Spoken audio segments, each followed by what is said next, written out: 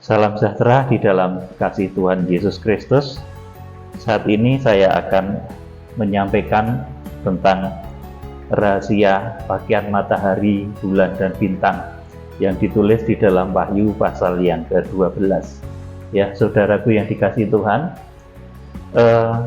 sampai saat ini pakaian matahari, bulan, dan bintang itu banyak dimengerti oleh jemaat-jemaat maupun hamba-hamba Tuhan itu sebagai pakaian kesempurnaan, pakaian puncak tahbisan. Padahal sebetulnya pakaian matahari, bulan, dan bintang itu merupakan kepribadian secara umum dari gereja Tuhan ketika Wahyu pasal 12 digenapi. Dan pakaian matahari, bulan, dan bintang itu belum pakaian puncak tahbisan. Itu belum pakaian kesempurnaan. Ini yang harus saudara ketahui pada saat pemberitaan kali ini. Pakaian matahari, bulan, dan bintang itu adalah pakaian ketika kita masih hidup di dunia, ya saudaraku, di mana kita membutuhkan banyak kebutuhan di dalam hari-hari kita, di dalam bulan-bulan kita, dan juga di dalam tahun-tahun kita. Sudah, jadi pakaian matahari, bulan, dan bintang itu belum merupakan satu pakaian puncak tahbisan. Itu pakaian secara umum dari gereja Tuhan di akhir zaman, dari orang-orang kudus di akhir zaman. Oleh karena itu, Wahyu pasal 12 itu selanjutnya, karena Wahyu pasal 12 ayat 1 dan 2 itu ternyata menggambarkan kondisi gereja Tuhan keseluruhan, saudara, maka setelah Wahyu pasal 12 itu Tuhan akan menetapkan 3 cara, 3 metode yang sangat terprogram, sangat rapi untuk menyelamatkan umatnya di akhir zaman dari bahaya antikris, ya. Sekali lagi, bahaya antikris. Nanti nggak ada banjir, saudaraku, banjir ya ada tsunami, tapi itu bukan merupakan satu bahaya yang kemudian Tuhan menciptakan 3 metode keselamatan ini. Bahaya di akhir zaman juga tidak sekedar bahaya nuklir ataupun megatrust, saudaraku, tetapi bahaya masa antikris. Dan Tuhan akan menyelamatkan umatnya dari bahaya masa antikris itu dengan 3 metode yang pasti sesuai dengan tabernakel. Tabernakel punya 3 tingkat. Maka cara Tuhan menyelamatkan umatnya juga melalui 3 cara. Bahterano itu juga 3 tingkat, saudaraku. Maka di akhir zaman Tuhan menyelamatkan umatnya juga dengan 3 cara. Yang pertama, mereka yang langsung dibawa kepada Allah dan ketahtanya. Ini produk dari Wahyu pasal 12 ayat 1 sampai selesai. Produk pertamanya, produk yang paling premium, paling bagus, itu adalah anak laki-laki yang kemudian langsung harpaso dibawa kepada Allah dan ketahtanya. Yang kedua adalah orang-orang yang sudah bagus imannya, tetapi pakaiannya itu belum cukup untuk masuk di dalam perjamuan malam kawin anak domba. Akibatnya mereka harus disempurnakan dulu. Mereka diungsikan ke satu tempat yang namanya di dalam Alkitab disebut sebagai padang belantara pengungsian atau eremos, bahasa Jawanya itu di pinggir, ya saudaraku. Itu produk yang kedua. Kemudian produk yang ketiga, wanita yang berpakaian matahari, bulan, dan bintang itu juga melahirkan keturunan yang lain yang akan diizinkan diperangi oleh naga. Wahyu pasal 12 ayat yang ke-17. Saudaraku, jadi Tuhan itu demikian rapi, demikian terprogram, demikian jelas bagaimana akan menyelamatkan umatnya di akhir zaman. Sesuai dengan pola tabernakel yang 3 tingkat. Tingkat yang Maha Kudus itu langsung harpaso dibawa kepada Allah dan ketahtanya. Tingkat ruang kudus itu diungsikan untuk disempurnakan karena pakaiannya belum layak, saudaraku. Kemudian, saudaraku, yang kanak-kanak rohani, yang Kristen, tapi perkataannya masih kotor, perkataannya masih penuh hujat, perkataannya masih penuh kebencian itu akan tertinggal dan mereka akan bersama-sama dengan antikris di bumi selama 42 bulan. Jadi saudaraku, saya sampaikan bahwa pakaian matahari, bulan, dan bintang itu belum pakaian kesempurnaan, ya, makanya disebut sebagai pakaian matahari, bulan, dan bintang. Ayo sekarang kita akan membaca kitab Wahyu pasal 12 ayat 1 sampai yang ke-6. Saya mohon dibacakan Ibu Tami. Wahyu Perempuan dan naga. Iya, perempuan dan naga.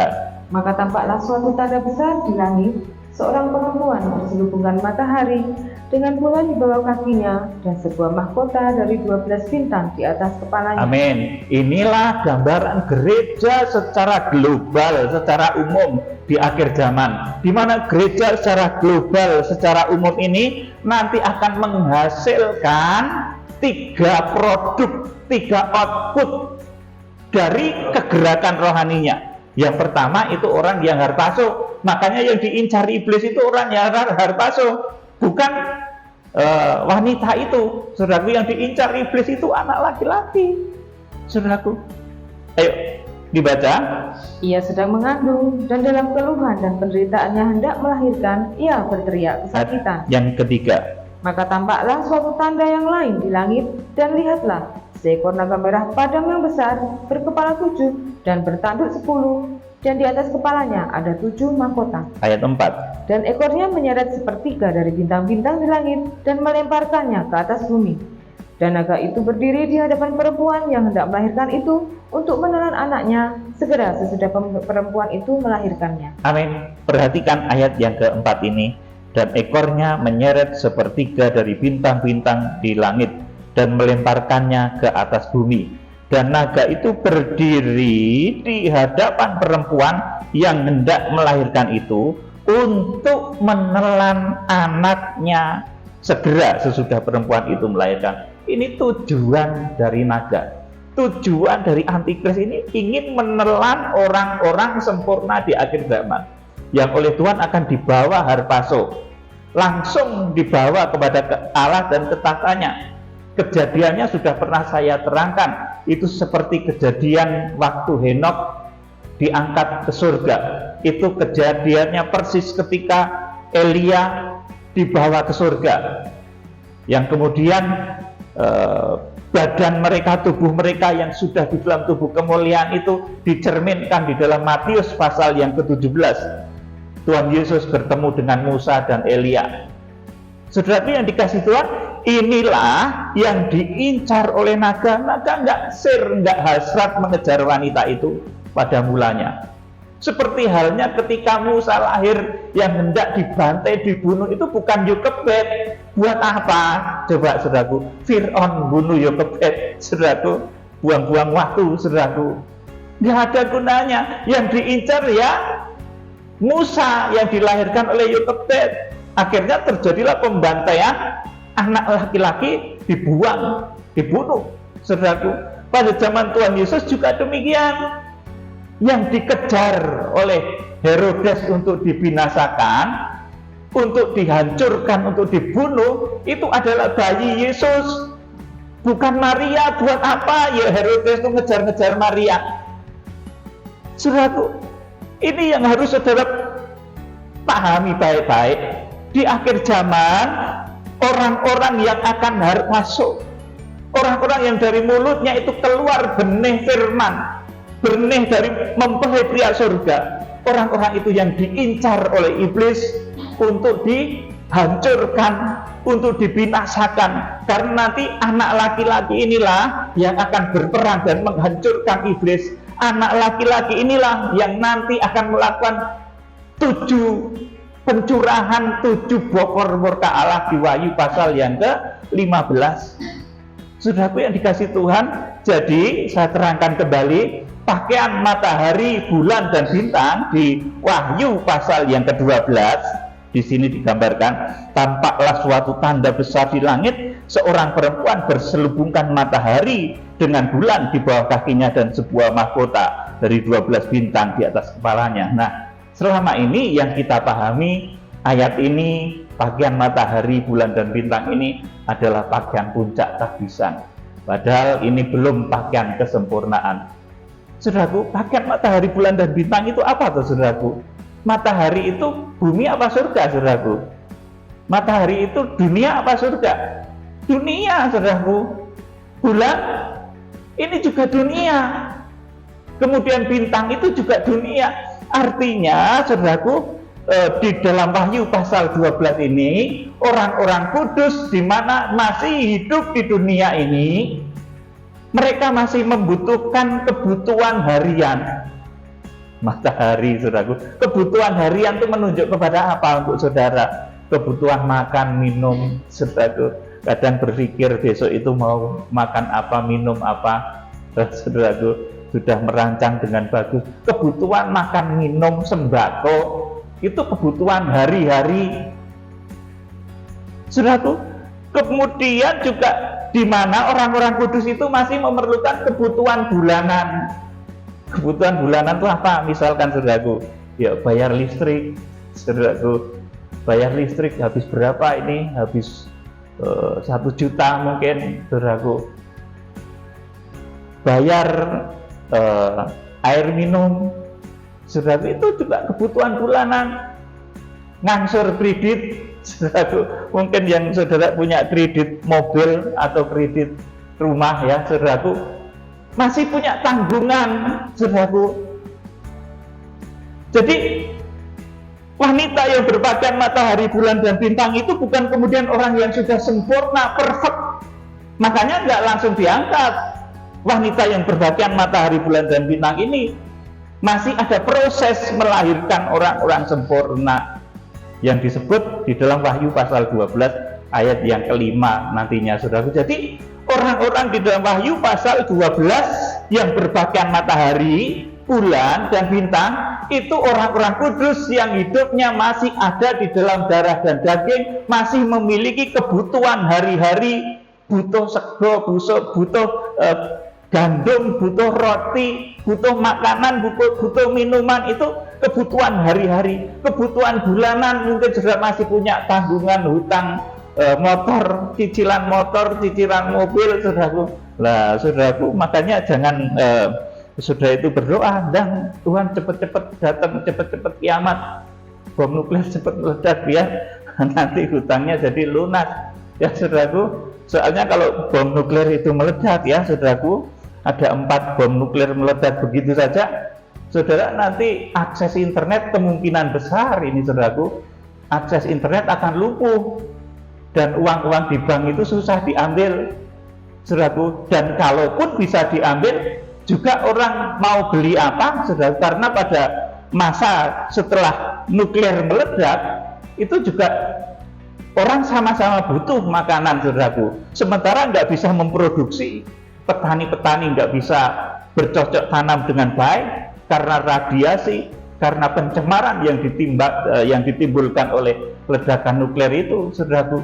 Jadi ketika bom nuklir meledak saudaraku, ya itu sesuatu yang buruk saudaraku, tetapi nanti harus terjadi sebagai kegenapan di dalam kitab Wahyu. Mengenai kapan ya saya tidak mau ngomong, itu rahasia Tuhan saudaraku, itu rahasia Tuhan. Jadi wanita yang berpakaian matahari, bulan, dan bintang itu belum orang-orang sempurna, orang yang masih harus melahirkan 3 output. Yang pertama orang-orang yang harpaso, Wahyu 12 ayat yang kelima, orang yang diungsikan, Wahyu 12 ayat 6 dan ayat yang ke-14, dan kanak-kanak rohani, orang-orang Kristen yang nggak sungguh-sungguh saudaraku. Itu percaya Tuhan Yesus tetapi tidak sungguh-sungguh, akhirnya mereka tidak terbawa di dalam proses keselamatan, baik yang melalui harpaso maupun diungsikan. Saudaraku yang dikasihi Tuhan Yesus Kristus, pakaian matahari, bulan, dan bintang itu belum puncak tahbisan saudaraku, belum kesempurnaan, makanya nggak langsung diangkat saudaraku, masih harus diperbaiki. Sampai 1260 hari mereka diungsikan ke padang belantara pengungsian. Tetapi ada orang-orang yang memang khusus, dia memiliki karakter seperti Elia, seperti Henok, seperti Musa, yang dari mulutnya keluar benih firman, dan mencapai kriteria rohani ruang Maha Kudus, mereka akan langsung dibawa kepada Allah dan ke tahtanya. Ini kejadian di Wahyu pasal yang ke-12. Saudara, saya teringat ketika Yusuf itu memperoleh mimpi tentang matahari, bulan, dan bintang. Saudaraku, itu mimpi dari Tuhan, tetapi saudaraku, itu juga masih merupakan kemuliaan dunia. Kita akan melihat di dalam Kejadian pasal 37. Kejadian pasal 37. Kejadian 37 ayat 1 sampai ke 11 dibaca Ibu Tami. Yusuf dan saudara-saudaranya. Ya, terus. Adapun Yakub, ia diam di negeri penumpangan ayahnya, yakni di tanah Kanaan. Terus. Inilah riwayat keturunan Yakub. Yusuf tatkala berumur 17 tahun, jadi masih muda, biasa menggembalakan kambing domba bersama-sama dengan saudara-saudaranya, anak-anak Bilha dan Silpa, kedua istri ayahnya. Dan Yusuf menyampaikan kepada ayahnya kabar tentang kejahatan saudara-saudaranya. Ya, terus. Israel mengasihi Yusuf dari semua anaknya yang lain, sebab Yusuf itulah anaknya yang lahir pada masa tuanya, dan ia menyuruh membuat jubah yang maha indah bagi dia. Ayat 4. Setelah dilihat oleh saudara-saudaranya bahwa ayahnya lebih mengasihi Yusuf dari semua saudaranya, maka bencilah mereka itu kepadanya dan tidak mau menyapanya dengan ramah. Jadi Yusuf ini diberikan jubah yang maha indah, lebih dari saudara-saudara. Artinya Yusuf ini diberikan sesuatu pada saat itu ya, sesuatu yang terbagus dari papanya, begitu, dari Yakub.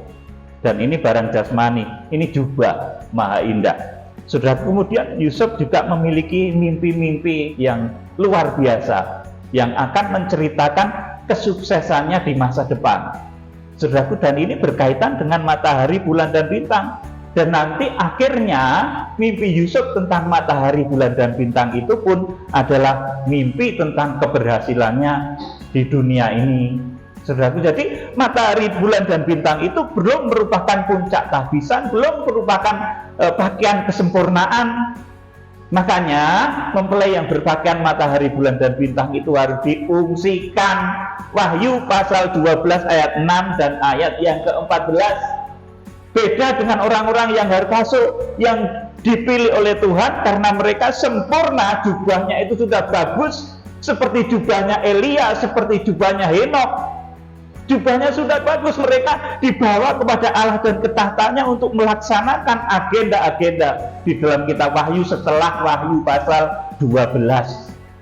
Saudara yang dikasih Tuhan, jadi Yusuf yang mendapat mimpi matahari, bulan, dan bintang, itu dia juga memperoleh kesuksesan di dalam hidup duniawinya. Meskipun secara rohani Yusuf juga bagus, saudaraku, tetapi matahari, bulan, dan bintang itu menceritakan semua yang ada di dunia ini. Sebab kalau bercerita tentang surga itu adanya di Wahyu pasal 21. Sesudah langit dan bumi lenyap, sesudah matahari, bulan, dan bintang itu lenyap, baru kemudian surga. Saudaraku yang dikasih Tuhan, coba dibaca lebih lanjut ayat yang ke-5. Pada suatu kali bermimpilah Yusuf, lalu mimpinya itu diceritakannya kepada saudara-saudaranya, sebab itulah mereka lebih benci lagi kepadanya. Ayat 6. Karena katanya kepada mereka, coba dengarkan mimpi yang kumimpikan ini. Tampak kita sedang di ladang mengikat berkas-berkas gandum, lalu bangkitlah berkasku dan tegak berdiri. Kemudian datanglah berkas-berkas kamu sekalian mengelilingi dan sujud menyembah kepada berkasku itu. Ayat 8. Lalu saudara-saudaranya berkata kepadanya, apakah engkau ingin menjadi raja atas kami? Apakah engkau ingin berkuasa atas kami? Jadi makin bencilah mereka kepadanya karena mimpinya dan karena perkataannya itu. Ayat 9. Lalu ia memimpikan pula mimpi yang lain yang diceritakannya kepada saudara-saudaranya. Katanya, Ya. aku bermimpi pula, tampak matahari, bulan, dan 11 bintang sujud menyembah kepadaku. Ya, matahari, bulan, dan 11 bintang sujud menyembah kepadaku. Ini pakaian mempelai di akhir zaman, Wahyu pasal 12 ayat yang ke-1 dan ke-2.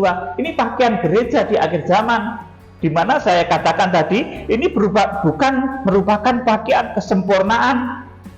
Sebab pakaian kesempurnaan itu adalah pakaian yang putih, bersih, berkilau-kilauan, pakaian surgawi yang dibuat oleh karena kuasa Kristus yang membuat seseorang itu bisa berbuat baik, benar, dan kudus. Karena pakaian yang putih, lenan, halus tadi itu menunjuk kepada perbuatan-perbuatan baik dan benar dari orang-orang kudus. Saudaraku, Yusuf ini bermimpi tentang matahari, bulan, dan 11 bintang yang sujud menyembah kepada Yusuf. Caranya menyembah itu gimana, saudaraku? Ya, ini ada satu rahasia juga ya, saudaraku. Jadi matahari, bulan, dan bintang itu jatuh di depan kakinya Yusuf. Saudaraku yang dikasihi Tuhan Yesus Kristus, jadi matahari, bulan, dan bintang itu sujudnya piye, saudaraku? Nggak ngerti kan? Ya, itu matahari, bulan, dan bintang itu jatuh di depan kakinya Yusuf ini.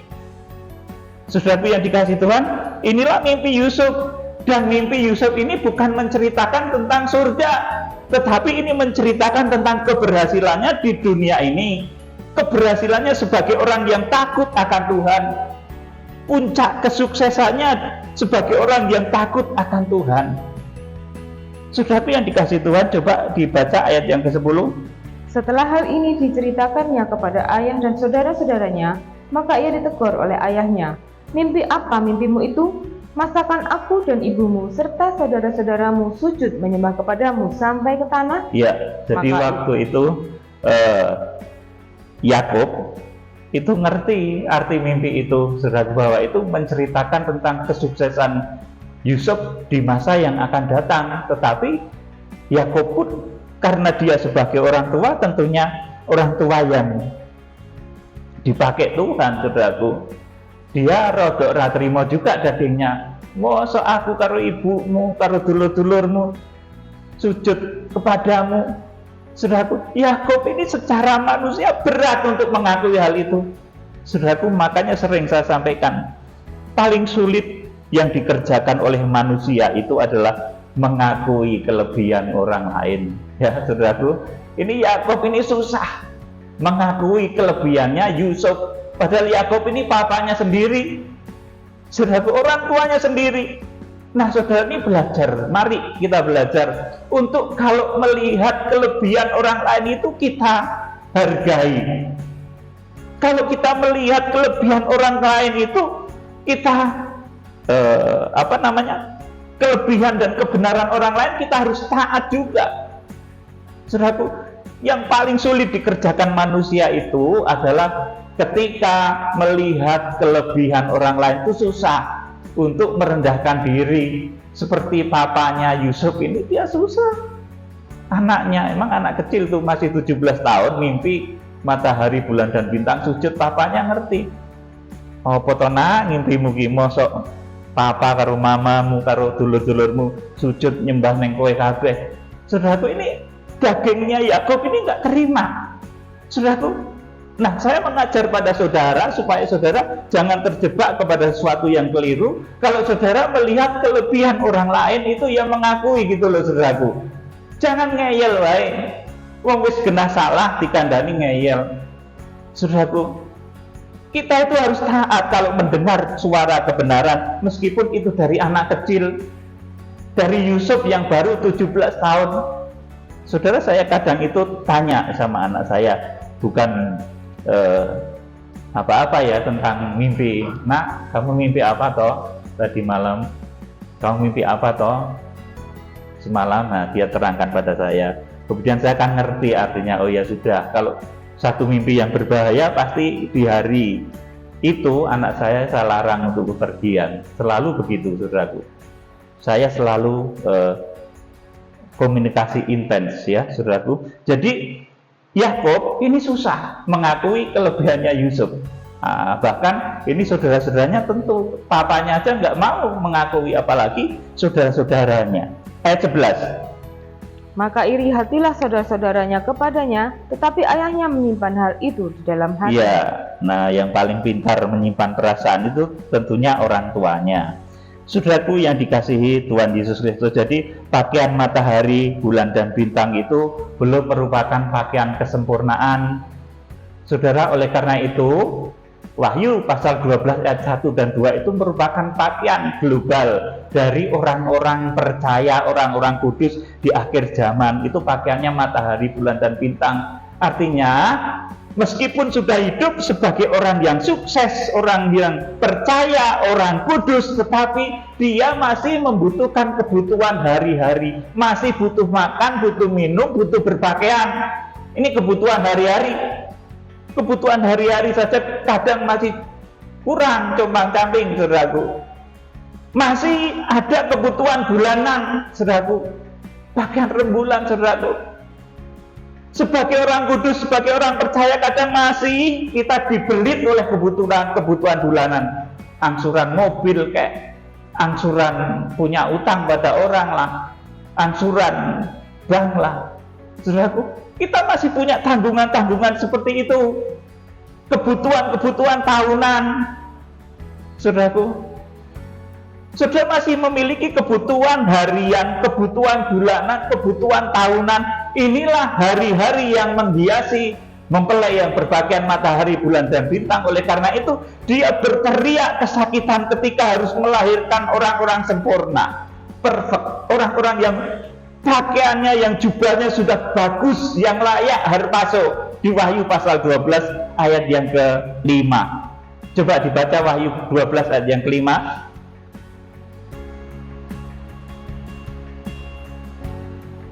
Ya, Wahyu 12 ayat yang ke-5. Maka ia melahirkan seorang anak laki-laki yang akan menggembalakan semua bangsa dengan gada besi.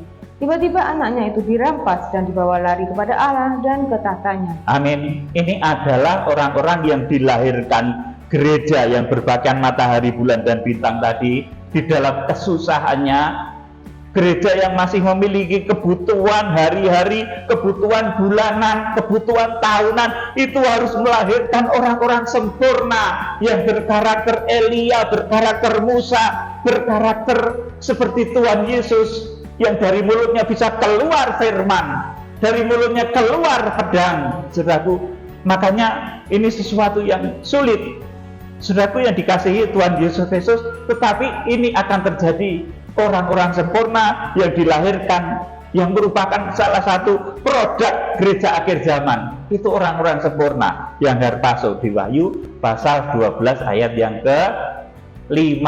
Kemudian yang ke-6, ini gereja secara umum tadi, yang rohaninya sudah bagus, bukan kanak-kanak, tetapi belum bisa masuk suasana pesta, bajunya masih jelek, maka dia diungsikan. Saudaraku, coba dibaca di dalam kitab Wahyu pasal 12 ayat yang ke-6 dan ayat yang ke-14.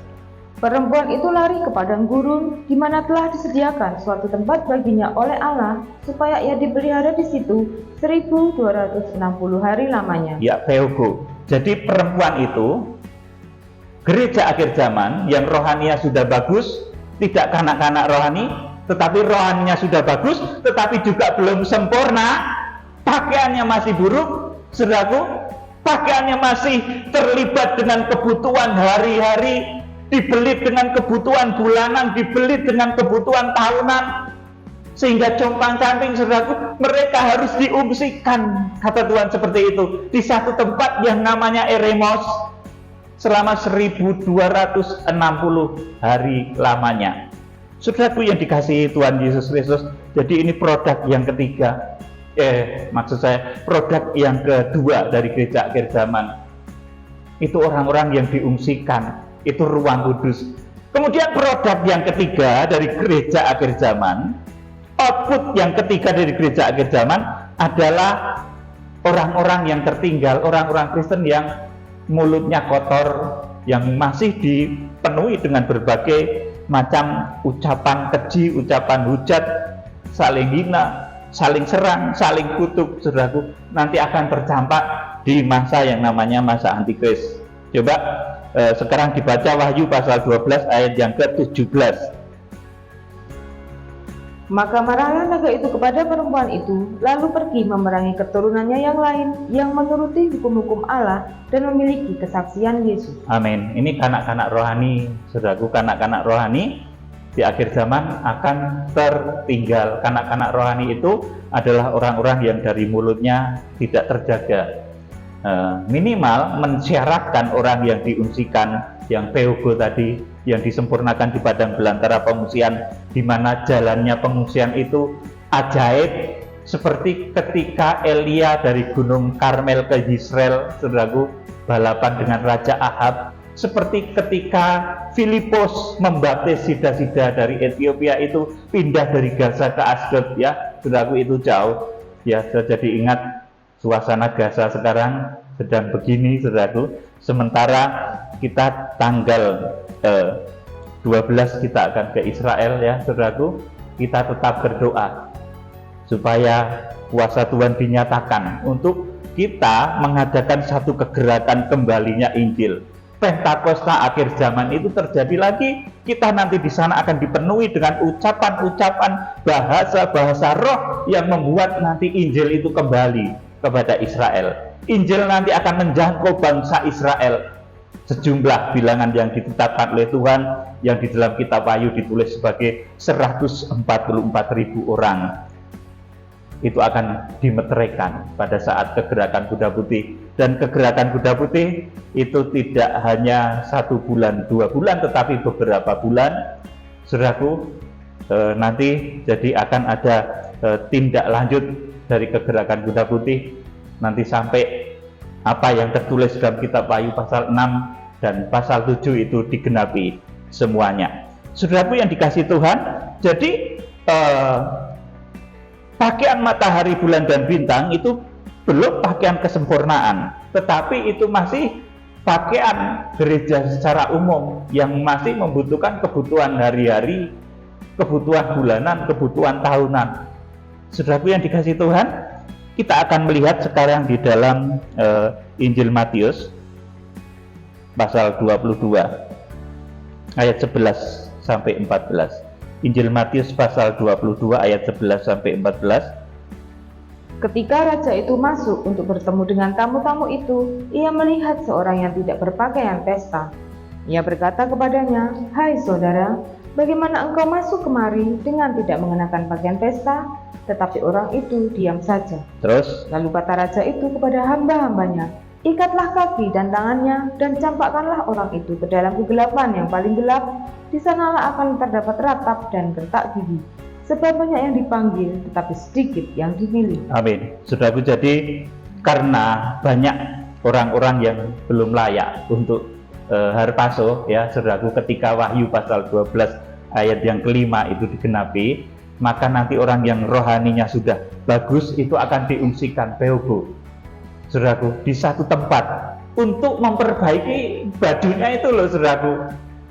Kepribadiannya yang masih matahari, bulan, dan bintang itu harus dirombak menjadi kepribadian yang sesuai dengan yang dikehendaki Tuhan, tertulis di dalam Wahyu pasal 19 ayat 6 sampai 9. Jadi kebutuhan hari-hari yang masih mengikat, kebutuhan bulanan yang masih mengikat, kebutuhan tahunan yang masih mengikat orang-orang kudus itu nanti akan disempurnakan oleh Tuhan ketika saat pengungsian. Saudaraku, makanya 1260 hari itu orang-orang kudus yang mencapai kadar rohani ruang kudus, itu ibaratnya gitu, bajunya itu belum begitu pantas, belum pakaian mempelai. Saudaraku, matahari itu, saudaraku, itu dunia, bulan juga dunia, saudaraku, bintang juga dunia. Nah, orang sering lupa ini. Wahyu pasal 12 ayat 1 dan 2 ini pakaian orang yang siap untuk diangkat. Belum, saudaraku. Kalau pakaiannya masih terikat dengan saudaraku, hari-hari, dengan bulan, dengan tahun, dengan kebutuhan hari-hari masih repot, dengan kebutuhan bulanan masih ribet, dengan kebutuhan tahunan masih bingung, saudaraku, itu pakaiannya belum pakaian mempelai. Pakaian mempelai itu satu pakaian yang bagus, yang siap untuk harpaso. Saudara, kalau di Wahyu 19 itu disebut sebagai pakaian yang putih bersih, berkilau-kilauan, bukan lagi pakaian matahari, bulan dan bintang. Saudaraku, di mana orang kudus ya kudus, saudaraku, sudah baik, sudah benar, tetapi dia masih terikat dengan kebutuhan harian, kebutuhan bulanan, kudu melunasi kebutuhan bulanan, kudu melunasi kebutuhan tahunan. Saudaraku, nah melalui proses pengungsian itu Tuhan akan melepaskan kita dari segala macam ikatan-ikatan dunia itu. Saudaraku, ikatan kebutuhan harian, ikatan kebutuhan bulanan, ikatan kebutuhan tahunan, itu nanti akan dilepaskan oleh Tuhan di dalam waktu 3,5 masa atau 42 bulan atau 1260 hari. Saudara yang dikasihi Tuhan Yesus, sebagai ayat terakhir Wahyu 19 ayat 6-9 dibacakan. Wahyu 19 ayat 6-9. Perjamuan kawin anak domba. Lalu aku mendengar seperti suara himpunan besar orang banyak, seperti desau air bah dan seperti deru burung yang hebat, katanya, Haleluya, karena Tuhan Allah kita yang Maha Kuasa telah menjadi Raja. Marilah kita bersukacita dan bersorak-sorai dan memuliakan Dia, karena hari perkawinan anak domba telah tiba dan pengantinnya telah siap sedia. Pengantinnya telah siap sedia. Orang yang mengungsi tadi pakaiannya sudah diubah, sudah diberikan satu pakaian yang lain, sudah terjerat, sudah tidak terjerat lagi dengan kebutuhan hari-hari, kebutuhan bulanan, kebutuhan tahunan. Mereka sudah siap, sangat siap, pakaiannya sudah menjadi bagus. Makanya kemudian tiba hari pernikahan anak domba, ya saudaraku. Namanya hari pernikahan itu kan tentunya bajunya harus bagus, saudaraku. Ya, saudaraku, mempelai pria maupun mempelai wanita itu kalau sedang menikah itu bajunya bagus, meskipun orang sederhana nanti kalau pulang ya pakai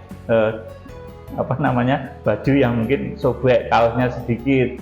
Ya, padahal kalau pas jadi pengantin bajunya bagus.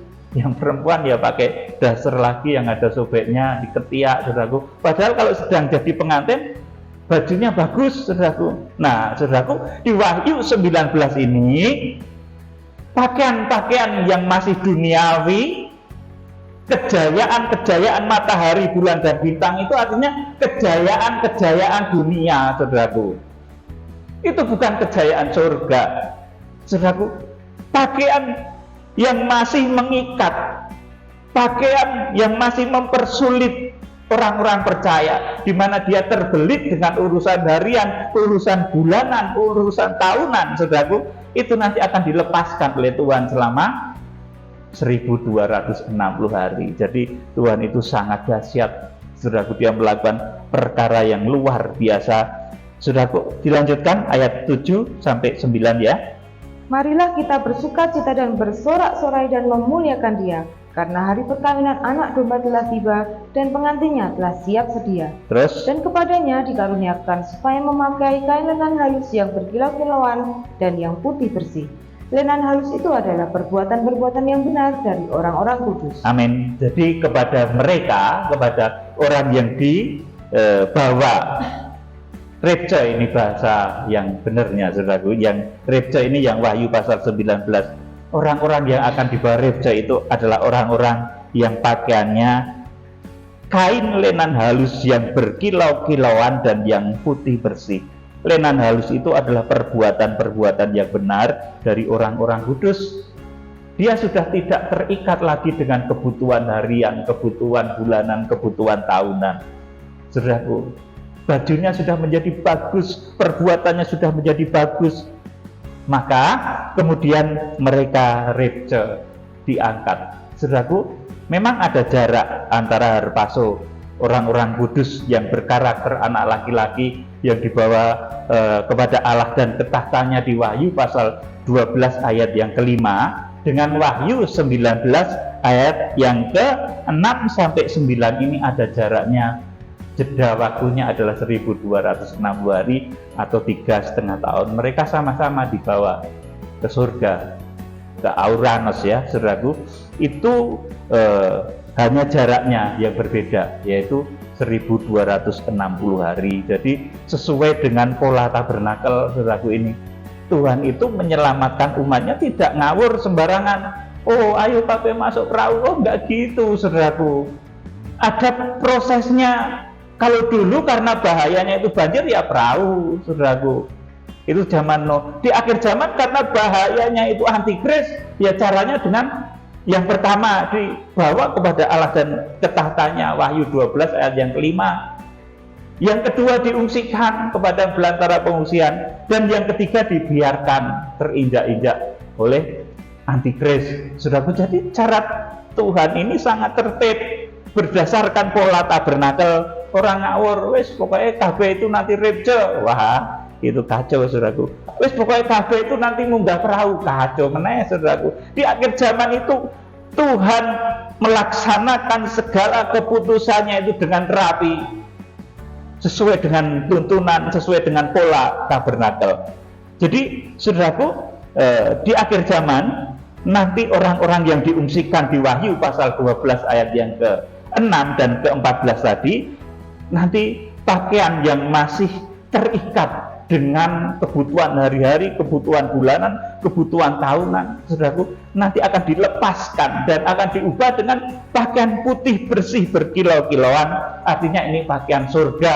Pakaian surga itu tidak bisa dibeli dengan harga hari-hari. Kalau orang bekerja satu hari digaji mungkin 200.000, satu bulan mungkin 15 juta, saudaraku.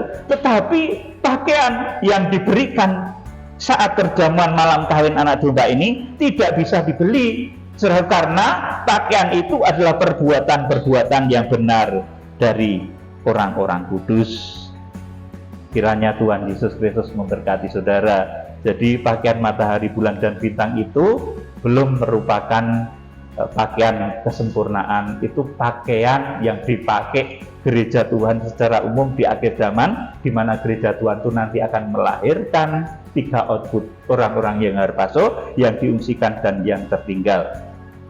Gereja akhir zaman nanti akan menghasilkan 3 produk, yaitu orang-orang yang sempurna, ruang Maha Kudus, ruang kudus, dan pelataran. Nah, kiranya Tuhan Yesus memberkati.